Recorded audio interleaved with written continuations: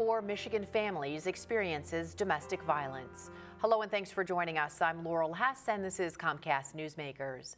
Joining me now is the President and CEO of Haven, Beth Morrison. Thank you so much for joining us today. Thanks for having me. Haven sort of is an all-encompassing organization. I know you have 4 different locations working on building another facility as well, and you've been around for, what is it, 40 years this year? 40 years, yes.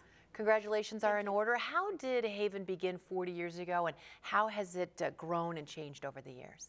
Haven began with a group of sexual assault survivors, somewhat kind of finding themselves in everyday life, and started to share their stories about their sexual victimization. And at that time, there was no programming in Oakland County for sexual assault survivors, and really there was very little programming around the country at that time. And so these women got together, felt that they knew that there were more women like them, more people in the community like them who also had experienced sexual assault, and they really wanted to do something. So they were able to get the support of the YMCA in Pontiac to start a pilot project, and that's where we began. And now you've gotten so large and successful in what you do, you've actually broken away from the YMCA, correct? And are now not only do you have a shelter, but are involved in forensics. And what's the new building, the new facility you've got coming up as well?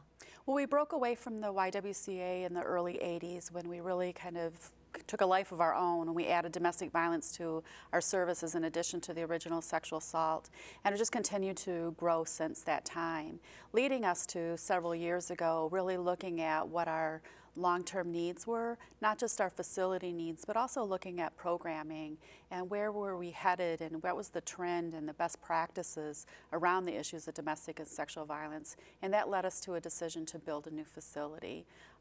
Really, it'll be a much more efficient and effective way for us to be able to serve victims of both domestic and sexual violence in this new building, kind of bringing all of the Haven services together, as well as bringing partner agencies together under one roof. And future, I mean, it would be nice if we didn't need an organization like yours, right? If there was so little domestic violence and sexual assault, are we seeing more of it, more of a need?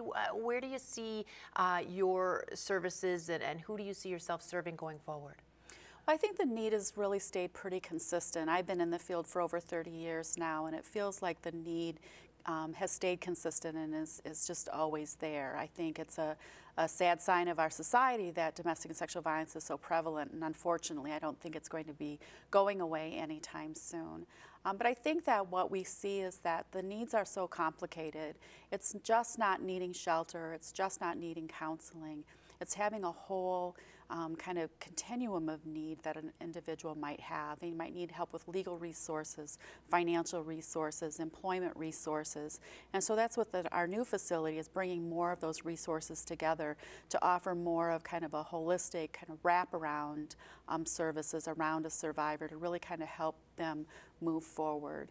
And then very quickly funded, I would imagine, like any traditional nonprofit, donations, volunteers. I know you do have a big event coming up that anyone can attend, correct? Yes. Our major fundraiser of the year is our gala, and that will be held on May the 1st at the Detroit Troy Marriott in Troy.